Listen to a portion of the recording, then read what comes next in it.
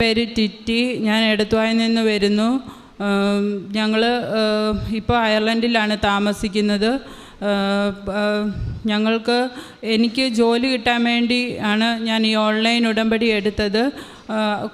Online ഉടമ്പടി എടുക്കുന്നതിന് മുന്നേ ഞാൻ അനേകം പ്രാവശ്യം ശ്രമിച്ചു, പക്ഷേ എനിക്ക് കിട്ടുന്നില്ലായിരുന്നു. എൻ്റെ ഫ്രണ്ട് പറഞ്ഞ് ഞാൻ ഓൺലൈൻ ഉടമ്പടി എടുത്തു. ഓൺലൈൻ ഉടമ്പടി എടുത്തു കഴിഞ്ഞപ്പം എനിക്ക് പെട്ടെന്ന് തന്നെ ഇൻ്റർവ്യൂവിന് വിളിക്കുകയും ജോലി കിട്ടുകയും ചെയ്തു. പിന്നെ എൻ്റെ ജീവിത പങ്കാളിക്ക് ഡ്രൈവിങ് ചെയ്യാൻ ഭയങ്കര പേടിയായിരുന്നു. അത് ഞാൻ ഓൺലൈൻ ഉടമ്പടിയിൽ ഞാൻ വെച്ചായിരുന്നു.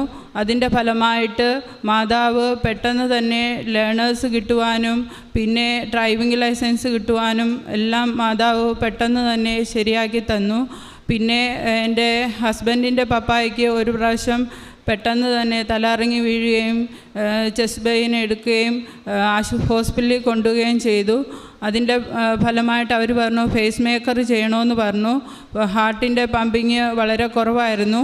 അപ്പം ഞാൻ രണ്ടാമത് ഓൺലൈൻ ഉടമ്പടി മെയ് 2022 എടുത്തു. അപ്പോൾ 5ാമത്തെ നിയോഗമായിട്ടാണ് ഞാൻ വെച്ചത്.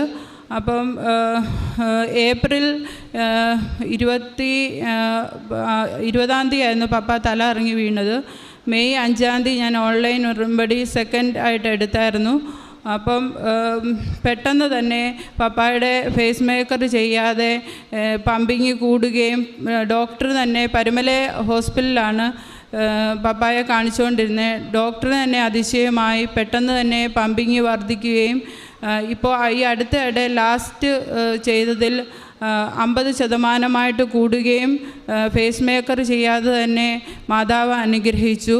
പിന്നെ എൻ്റെ കുഞ്ഞുങ്ങളുടെ കാര്യം തന്നെ മാതാവ് എല്ലാ കാര്യത്തിനും കൂടെ ഉണ്ടായിരുന്നു. 2 പേരും ബെഡിൽ മൂത്രം ഒഴിക്കുന്ന അവസ്ഥയുണ്ടായിരുന്നു. അത് മാതാവ് മാറ്റി തന്നു.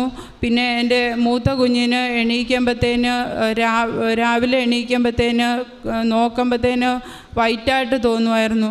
അപ്പം മാതാവ് അതും മാറ്റി തന്നു. പിന്നെ മൂത്ത കുഞ്ഞിൻ്റെ കാലയിൽ ഒരു ആണി ഉണ്ടായിരുന്നു, അതും മാതാവ് മാറ്റി തന്നു. 5ാമത്തെ വയസ്സ് തൊട്ട് തുടങ്ങിയതായിരുന്നു ആണി. അത് മാതാവ് ഓൺലൈൻ ഉടമ്പടി എടുത്തു കഴിഞ്ഞപ്പോഴത്തേന് അത് മാറ്റി തന്നു. പിന്നെ എനിക്ക് 3ാമതൊരു കുഞ്ഞിനെ തന്നു. അപ്പം അത് ആൺകുഞ്ഞായിരിക്കണമെന്ന് ഞാൻ പ്രാർത്ഥിച്ചു. അപ്പം മാതാവ് അതും ആൺകുഞ്ഞിനെ തന്നു രക്ഷിച്ചു. പിന്നെ ആൺകുഞ്ഞിന് അവൻ്റെ മൂത്രം ഒഴിക്കുന്ന അവിടെ ഒരു തടിപ്പുണ്ടായിരുന്നു. അപ്പം ഞാൻ ഓൺലൈൻ ഉടമ്പടിയിൽ വെച്ചായിരുന്നു. അപ്പം മാതാവ് അതും മാറ്റി തന്നു. പിന്നെ അവൻ്റെ വലത് കണ്ണിനൊരു തടിപ്പുണ്ടായിരുന്നു. കൺപോള ചുവന്ന് തടിച്ചിട്ട് വെള്ളം വരുമായിരുന്നു. പിന്നെ പീള അടിയുമായിരുന്നു. അപ്പം ഞങ്ങളിവിടെ വന്നപ്പം ഹോസ്പിറ്റലിൽ കാണിച്ചു.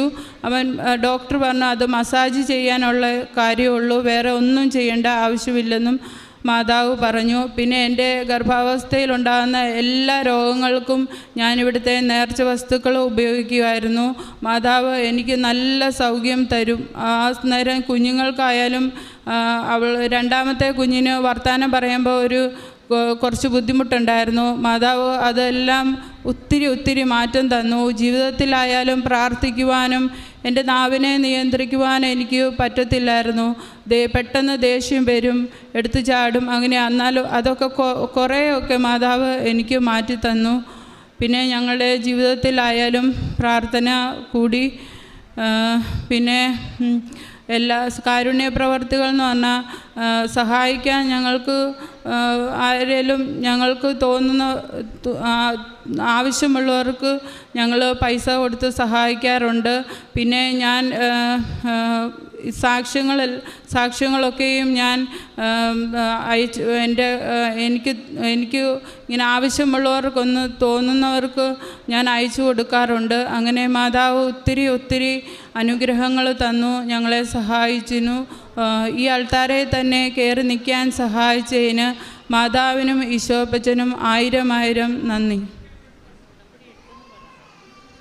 ഇന്ന് തീർത്ഥാടന ഉടമ്പടി അതുപോലെ തന്നെ എടുക്കുവാനും എല്ലാ കാര്യവും മാതാവ് പെട്ടെന്ന് തന്നെ സാധിച്ചു തന്നതിന് മാതാവിന് 1000 നന്ദി.